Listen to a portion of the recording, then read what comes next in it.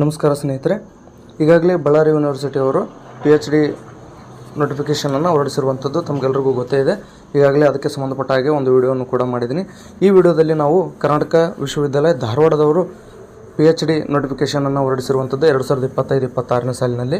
So ಅಪ್ಲಿಕೇಶನನ್ನು ಸಲ್ಲಿಸೋದಕ್ಕೆ ಕೊನೆಯ ದಿನಾಂಕ ಏನು, ಪ್ರಮುಖ ಸೂಚನೆಗಳೇನು ಮತ್ತು ಯಾವ ವಿಷಯಗಳಿಗೆ ಎಷ್ಟು ಸ್ಥಾನಗಳು ಖಾಲಿ ಇದೆ, ಹೀಗೆ ಅನೇಕ ವಿಚಾರಗಳ ಬಗ್ಗೆ ನಾವು ಒಂದಷ್ಟು ಡಿಸ್ಕಸ್ ಮಾಡೋಣ.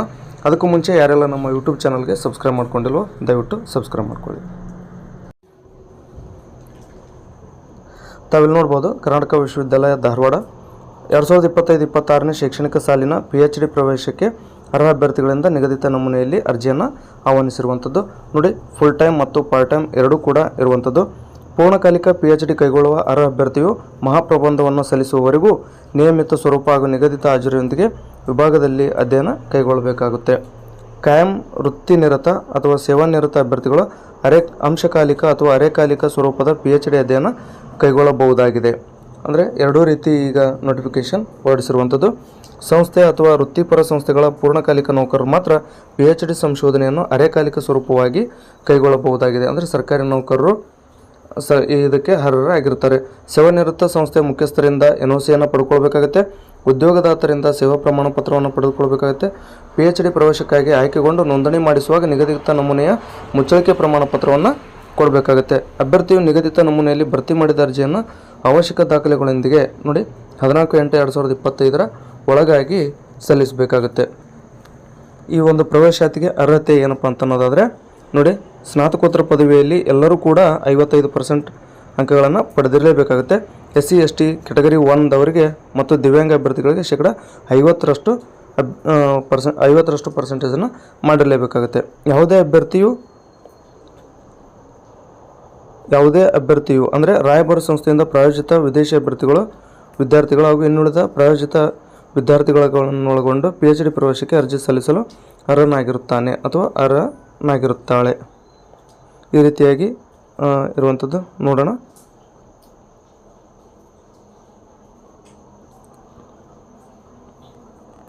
ನೋಡಿ,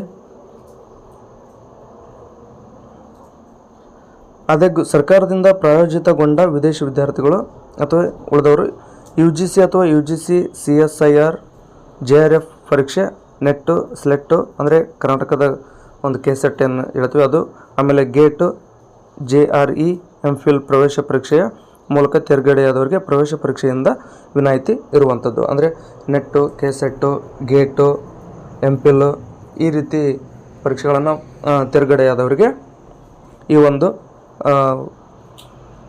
PhD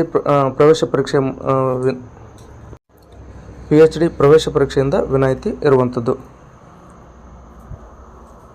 ನೋಡಿಲಿ, UGC ಈಗ ಹೇಳಿದೆ ಆ ಎಲ್ಲ ಎಕ್ಸಾಮ್ಗಳನ್ನು ಅಂದರೆ UGC ನೆಟ್ ಆಗಿರ್ಬೋದು, KCET ಆಗಿರ್ಬೋದು, ಗೇಟ್ ಆಗಿರ್ಬೋದು, JRE ಆಗಿರ್ಬೋದು, MPhil ಆಗಿರ್ಬೋದು, ತೆರಗಡೆ ಆಗಿದ್ರೂ ಕೂಡ ವಿದ್ಯಾರ್ಥಿಗಳೇನಾದರೂ ಪ್ರವೇಶ ಪರೀಕ್ಷೆ ಬರೆಯಲು ಇಚ್ಛಿಸಿದಲ್ಲಿ ನಿಗದಿತ ಶುಲ್ಕವನ್ನು ಭರಿಸುವುದರೊಂದಿಗೆ ಪ್ರತ್ಯೇಕ ಪ್ರವೇಶ ಅರ್ಜಿಯನ್ನು ಸಲ್ಲಿಸಬಹುದು ಅಂತ ಹೇಳಿದರೆ ಒಟ್ಟಾರೆಯಾಗಿ 100 ಅಂಕಗಳಿಗೆ ಪರೀಕ್ಷೆಯನ್ನು ನಡೆಸಲಾಗುತ್ತೆ. ಅವು MCQ ಅಂದರೆ ಬಹು ಆಯ್ಕೆ ಪ್ರಶ್ನೆಗಳಾಗಿರ್ತವೆ. ಪ್ರವೇಶ ಪರೀಕ್ಷೆಯ ಪಠ್ಯಕ್ರಮ ನೋಡಿ, ಸ್ನಾತಕೋತ್ತರ ವಿಭಾಗಗಳ ರಿಸರ್ಚ್ ಮೆಥಡಾಲಜಿ ಹಾಗೂ ಕಾಗ್ನೆಟ್ ವಿಷಯ ಅಥವಾ ಕೋರ್ ವಿಷಯಗಳ ಪ್ರವೇಶ ಪರೀಕ್ಷೆ ನಡೆಸುವ ಪಠ್ಯಕ್ರಮ ಆಗಿರುತ್ತೆ. ನೋಡಿ, ಪ್ರಶ್ನೆಗಳ ಸಂಖ್ಯೆ, ಪ್ರಶ್ನೆ ಪತ್ರಿಕೆಯಲ್ಲಿ 100 ಪ್ರಶ್ನೆಗಳಿದ್ದು ಶೇಕಡ 50% ಸಂಶೋಧನಾ ವಿಧಾನಕ್ಕೆ ಮೀಸಲಾದರೆ ಇನ್ನುಳಿದಂಥ 50 ಪ್ರಶ್ನೆಗಳು ನಮ್ಮ ಮೂಲ ವಿಷಯಕ್ಕೆ ಸಂಬಂಧಪಟ್ಟಿರ್ತವೆ. ಅಂದರೆ 50 ಸಂಶೋಧನಾ ವಿಧಾನಕ್ಕೆ ಸಂಬಂಧಪಟ್ಟಿದ್ರೆ ಇನ್ನೊಂದು 50 ನಮ್ಮ ಸಬ್ಜೆಕ್ಟ್ ಆದ ಹಿಸ್ಟ್ರಿ ಆಗಿರ್ಬೋದು, ಎಕನಾಮಿಕ್ ಆಗಿರ್ಬೋದು ಅಥವಾ ಸೈನ್ಸ್ ಇದೆ ಯಾವುದೇ ಬೇರೆ ವಿಷಯಗಳು ಆಗಿರ್ಬೋದು. ಸಂಶೋಧನಾ ವಿಧಾನದ 50 ಪ್ರಶ್ನೆಗಳು ದತ್ತ, ವ್ಯಾಖ್ಯಾನ, ಭಾಷಾ ಗ್ರಹಿಕೆ ಮತ್ತು ತಾರ್ಕಿಕ ಪರೀಕ್ಷೆಗಳನ್ನು ಒಳಗೊಂಡರೆ ಇನ್ನುಳಿದ 50 ಪ್ರಶ್ನೆಗಳು ಮೂಲ ವಿಷಯಗಳ ಪ್ರಸ್ತುತ ಸ್ನಾತಕೋತ್ತರ ಪಠ್ಯಕ್ರಮ ಆಧಾರಿತವಾಗಿರುತ್ತದೆ. ಈ ಒಂದು ಎಕ್ಸಾಮ್ಗೆ 120 ನಿಮಿಷಗಳ ಕಾಲಾವಧಿ ಇರ್ತೈತಿ. ಎಕ್ಸಾಮ್ ನಡೆಯುವಂಥದ್ದು ಎಲ್ಲಪ್ಪ ಅಂದರೆ ಪರೀಕ್ಷಾ ವಿಭಾಗ ಮತ್ತು ಡಾಕ್ಟರ್ RC ಹಿರೇಮಠ ಕನ್ನಡ ಅಧ್ಯಯನ ಪೀಠ, ಈ ಒಂದು ಕರ್ನಾಟಕ ವಿಶ್ವವಿದ್ಯಾಲಯ ಧಾರವಾಡದಲ್ಲಿ. ನೋಡಿ, ಸರ್ಕಾರಿ ಪ್ರಾಯೋಜಿತ ವಿದೇಶಿ ವಿದ್ಯಾರ್ಥಿಗಳಿಗೆ ಸಂಬಂಧಪಟ್ಟ ಹಾಗೆ ಒಂದು ನಿಯಮ ಇದೆ. ಆನಂತರ ಎರಡನೇದು ಪ್ರವೇಶ ಪರೀಕ್ಷೆಯ ನಂತರ 50:50 ಅನುಪಾತದಲ್ಲಿ ಅಭ್ಯರ್ಥಿಯ ಸ್ನಾತಕೋತ್ತರ ಪದವಿಯ ಅಂಕ ಹಾಗೂ ಪ್ರವೇಶ ಪರೀಕ್ಷೆ ಅಂಕಗಳನ್ನು ಆಧರಿಸಿ ಅರ್ಹತಾ ಯಾದಿಯನ್ನು ಸಿದ್ಧಪಡಿಸಲಾಗುವುದು.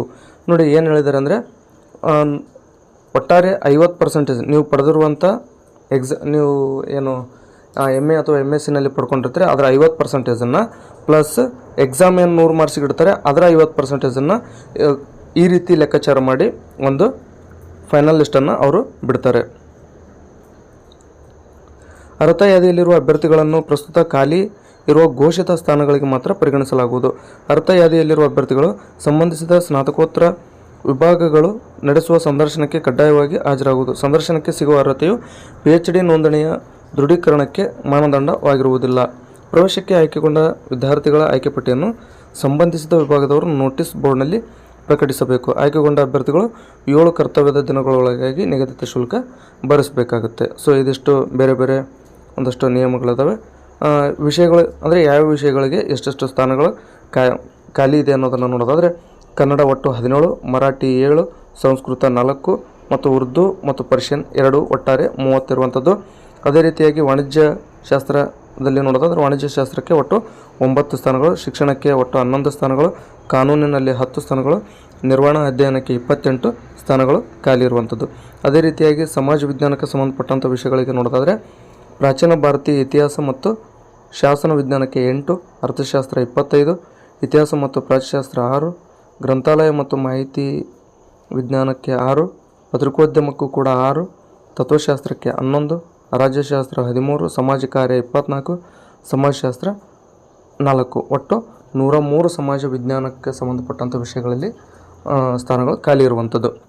ಅದೇ ರೀತಿಯಾಗಿ ವಿಜ್ಞಾನ ಮತ್ತು ತಂತ್ರಜ್ಞಾನಕ್ಕೆ ಸಂಬಂಧಪಟ್ಟಾಗೆ ನೋಡೋದಾದರೆ ಮಾನವಶಾಸ್ತ್ರ 9, ಸಸ್ಯಶಾಸ್ತ್ರ 9, ಜೀವರಸಾಯನಶಾಸ್ತ್ರ ಕೂಡ 9, ಜೈವಿಕ ತಂತ್ರಜ್ಞಾನ ಮತ್ತು ಸೂಕ್ಷ್ಮ ಜೀವಶಾಸ್ತ್ರ 9, ರಸಾಯನಶಾಸ್ತ್ರ 28, ಗಣಕ ವಿಜ್ಞಾನ 2, ಭೂಗೋಳಶಾಸ್ತ್ರ 3, ಗಣಿತಶಾಸ್ತ್ರ 18, ಕಡಲ ಜೀವಶಾಸ್ತ್ರ ಅಥವಾ ಸ್ನಾತಕೋತ್ತರ ಕೇಂದ್ರ ಕಾರವಾರದಲ್ಲಿ 2, ಭೌತಶಾಸ್ತ್ರ 4, ಮನೋವಿಜ್ಞಾನ 11, ಸಂಖ್ಯಾಶಾಸ್ತ್ರ 10, ಪ್ರಾಣಿಶಾಸ್ತ್ರ 5. ಹೀಗೆ ಒಟ್ಟು 119 ವಿಜ್ಞಾನ ವಿಭಾಗದಲ್ಲಿ ಖಾಲಿ ಇರುವಂಥದ್ದು. ಅರ್ಜಿಯನ್ನು ಸಲ್ಲಿಸೋದು ಹೇಗೆ ಅನ್ನೋ ಒಂದು ಪ್ರಶ್ನೆಗೆ ನೋಡಿ, ಅರ್ಜಿ ನಮೂನೆಯನ್ನು ವಿಶ್ವವಿದ್ಯಾಲಯದ ವೆಬ್ಸೈಟ್ನಲ್ಲಿ ಡೌನ್ಲೋಡ್ ಮಾಡಿಕೊಂಡು ನಿಗದಿತ ಎಲ್ಲ ದಾಖಲೆಗಳ ಅಂಕಗಳೊಂದಿಗೆ ಸರಿಯಾಗಿ ಭರ್ತಿ ಮಾಡಿದ ಅರ್ಜಿಗಳನ್ನು ಕರ್ನಾಟಕ ವಿಶ್ವವಿದ್ಯಾಲಯದ ಸಂಬಂಧಿಸಿದ ಸ್ನಾತಕೋತ್ತರ ವಿಭಾಗದ ಅಧ್ಯಕ್ಷರಿಗೆ ಸಲ್ಲಿಸಬೇಕಾಗುತ್ತೆ. ಶುಲ್ಕದ ವಿವರವನ್ನು ನೋಡೋದಾದರೆ ಅರ್ಜಿ ಶುಲ್ಕ 2420 ರೂಪಾಯಿ ಇರುವಂಥದ್ದು. SC/ST ಕೆಟಗರಿ 1 ವಿದ್ಯಾರ್ಥಿಗಳಾಗಿದ್ದರೆ SC/ST ವಿದ್ಯಾರ್ಥಿಗಳಾಗಿದ್ದರೆ 1210 ರೂಪಾಯಿ ಇರುವಂಥದ್ದು. ಒಂದು ವೇಳೆ ವಿದೇಶಿ ವಿದ್ಯಾರ್ಥಿಗಳಿಗೆ ಆಗಿದ್ದರೆ ಅಂಥವ್ರಿಗೆ 4840 ರೂಪಾಯಿ ಇರುವಂಥದ್ದು. ಮತ್ತು ಹೆಚ್ಚಿನ ಮಾಹಿತಿ ನಿಮ್ಗೆ ಏನಾದರೂ ಬೇಕಾದರೂ ವೆಬ್ಸೈಟ್ನಲ್ಲಿ ನೋಡ್ಬೋದಾಗಿರುತ್ತೆ ಅಂತೇಳಿ ಕೊಟ್ಟಿರುವಂಥದ್ದು. ಒಂದು ಸಾರಿ ನೀವೇನಾದರೂ ಶುಲ್ಕವನ್ನು ಭರಿಸಿದ್ರೆ ಅಂದರೆ ಯಾವುದೇ ಕಾರಣಕ್ಕೂ ಆ ಶುಲ್ಕವನ್ನು ಮರಳಿ ಕೊಡುವುದಿಲ್ಲ ಅಂತೇಳಿದರೆ SC/ST OBC ವಿದ್ಯಾರ್ಥಿಗಳು ತಹಶೀಲ್ದಾರ್ ಅಥವಾ ಸಂಬಂಧಿಸಿದ ಪ್ರಾಧಿಕಾರದಿಂದ ಪಡೆದಂತಹ ಜಾತಿ ಪ್ರಮಾಣ ಪತ್ರವನ್ನು ಸಲ್ಲಿಸಬೇಕು. ಆದರೆ 5 ವರ್ಷಗಳೊಳಗೆ ಪಡೆದಿರುವಂಥ ಆದಾಯ ಪ್ರಮಾಣ ಪತ್ರ ಸಲ್ಲಿಸಬೇಕಾಗುತ್ತೆ. ಅಂದರೆ ಅದು 5 ವರ್ಷವನ್ನು ಅಂದರೆ ನೀವು ಪಡೆದುಕೊಂಡಂಥ ಪ್ರಮಾಣ ಪತ್ರವು 5 ವರ್ಷವನ್ನು ಮೀರಿರಬಾರ್ದು ಅಂತ ಹೇಳಿದ್ದಾರೆ. ಪೂರಕ ದಾಖಲೆಗಳಿಲ್ಲದ ಮತ್ತು ಅಪೂರ್ಣವಾದಂಥ ಅರ್ಜಿಗಳನ್ನು ಪರಿಗಣಿಸದೆ ತಿರಸ್ಕರಿಸಲಾಗುವುದು. ಅಪೂರ್ಣವಾಗಿ ಅರ್ಜಿಯನ್ನು ಸಲ್ಲಿಸಿದರೆ ಅಂದರೆ ಅದನ್ನು ತಿರಸ್ಕಾರ ಮಾಡ್ತೀವಿ ಅಂತ ಹೇಳಿರುವಂಥದ್ದು ನೋಡಿ. ಮತ್ತು ಇಂಪಾರ್ಟೆಂಟ್ ಡೇಟ್ಸ್ ಏನಪ್ಪ ಅನ್ನೋದನ್ನು ನೋಡೋದಾದರೆ ನೋಡಿ, ಪ್ರವೇಶ ಅರ್ಜಿ ಪಡೆಯುವ ದಿನಾಂಕ 18/7/2025. ಈಗಾಗಲೇ ಪ್ರವೇಶ ಅರ್ಜಿ ಪಡಿಬೋದಾಗಿರುತ್ತೆ. ಎಲ್ಲಿ ಪಡ್ಕೋಬೋದು, ಇದನ್ನು ಎಲ್ಲಿ ಸಿಗುತ್ತೆ ಪ್ರವೇಶ ಅರ್ಜಿ ಅನ್ನೋದನ್ನು ನೋಡೋದಾದರೆ ಅಂತರ್ಜಾಲದ ಮುಖಾಂತರ ಅಂದರೆ ಈ ಒಂದು ಕರ್ನಾಟಕ ಯೂನಿವರ್ಸಿಟಿ ಇದೆಯಲ್ಲ ಅದರ ಒಂದು ಆಫೀಸಿಯಲ್ ವೆಬ್ಸೈಟ್ನಲ್ಲಿ ಈ ಒಂದು ಅರ್ಜಿ ಸಿಗುತ್ತೆ. ಡೌನ್ಲೋಡ್ ಮಾಡಿಕೊಂಡು ಪ್ರಿಂಟ್ ಹಾಕಿ ಅದನ್ನು ನೀವು ಭರ್ತಿ ಮಾಡಬೇಕಾಗುತ್ತೆ. ಪ್ರವೇಶ ಅರ್ಜಿ ಸ್ವೀಕರಿಸುವ ಕೊನೆಯ ದಿನಾಂಕ ಅಂದರೆ 14/8/2025 ಒಳಗಾಗಿ ನೀವು ಕೊಟ್ಟು ಬರಬೇಕಾಗುತ್ತೆ. ಅಂದರೆ ನೀವು ಡೌನ್ಲೋಡ್ ಮಾಡ್ಕೊಂಡು ಅದನ್ನು ಪ್ರಿಂಟ್ ತೆಗೆದು ಎಲ್ಲ ಅಪ್ಲಿಕೇಶನನ್ನು ಫುಲ್ ಮಾಡಿ ಅದನ್ನು 14/8/2025 ಒಳಗಾಗಿ ಕೊಟ್ಟು ಬರಬೇಕಾಗುತ್ತೆ. ಪ್ರವೇಶ ಪರೀಕ್ಷೆ ದಿನಾಂಕ ಯಾವಾಗಪ್ಪ ಅಂದ್ರೆ ಸೆಪ್ಟೆಂಬರ್ 12ರಂದು ಪ್ರವೇಶ ಪರೀಕ್ಷೆ ಇರುವಂಥದ್ದು. ಹೀಗೆ ಪರೀಕ್ಷೆಯಲ್ಲಿ ಅರ್ಹರಾದಂಥ ಅಭ್ಯರ್ಥಿಗಳ ಪಟ್ಟಿಯನ್ನು ಎಂದು ಪ್ರಕಟಿಸ್ತಾರೆ ಅಂದರೆ ಅದು ಸೆಪ್ಟೆಂಬರ್ 19ನೇ ತಾರೀಕು. ಸಂದರ್ಶನ ಎಂದಿರುತ್ತೆ ಅಂದರೆ ಅದು ಸೆಪ್ಟೆಂಬರ್ 24ರಂದು. ಎಲ್ಲ ನಿಕಾಯಗಳ ಡಾಕ್ಟರಲ್ ಕಮಿಟಿ ದಿನಾಂಕ 3/10/2025 13/10/2025 ಆಗಿರುತ್ತೆ. ಒಂದು ವೇಳೆ ಅರ್ಜಿ ಸಲ್ಲಿಸುವ ಕೊನೆಯ ದಿನಾಂಕ ರಜೆ ದಿನವಾದಲ್ಲಿ ಕರ್ತವ್ಯದ ಮರುದಿನವನ್ನು ಕೊನೆಯ ದಿನಾಂಕವೆಂದು ಪರಿಗಣಿಸಬೇಕು. ಅಂದರೆ ನೀವು ಅರ್ಜಿ ಸಲ್ಲಿಸೋಕೆ ಅವರು ಡೇಟನ್ನು ಕೊಟ್ಟಿದ್ದಾರೆ. ಆ ಡೇಟ್ ಏನಾದರೂ ರಜೆ ದಿನ ಆಗಿದ್ದರೆ ಅದರ ನೆಕ್ಸ್ಟ್ ಡೇ ಕೊನೆಯ ದಿನಾಂಕ ಅಂತೇಳಿ ನೀವು ತಿಳ್ಕೊಬೇಕಂತ ಹೇಳಿರುವಂಥದ್ದು. ಸೊ ಇದಿಷ್ಟು ವಿವರ ಇರುವಂಥದ್ದು. ಹೆಚ್ಚಿನ ಮಾಹಿತಿಗಾಗಿ ನಮ್ಮ ಟೆಲಿಗ್ರಾಮ್ ಗ್ರೂಪನ್ನು ಸೇರಿ ಅದರಲ್ಲಿ ಇವುಗಳ PDF ಅನ್ನು ಕೂಡ ಹಾಕಿದ್ದೀನಿ. ತಾವು ಮತ್ತೊಂದು ಸಾರಿ ಓದಿಕೊಂಡು ಸರಿಯಾಗಿ ಒಂದು ಅರ್ಜಿಯನ್ನು ಭರ್ತಿ ಮಾಡಿ ಸಲ್ಲಿಸಬೇಕಾಗಿರುತ್ತೆ. ಸೊ ಸಾಕಷ್ಟು ಅವಕಾಶಗಳಿರೋದ್ರಿಂದ ಈಗಾಗಲೇ ಬಳ್ಳಾರಿ ಯೂನಿವರ್ಸಿಟಿಯಲ್ಲೂ ಕೂಡ ಕರೆದಿದ್ದಾರೆ. ಈಗ ಧಾರವಾಡ ಯೂನಿವರ್ಸಿಟಿ, ನಂತರ ಬೇರೆ ಬೇರೆ ಯೂನಿವರ್ಸಿಟಿಯ PhD ನೋಟಿಫಿಕೇಷನ್ಗಳು ಕೂಡ ಬರ್ತವೆ.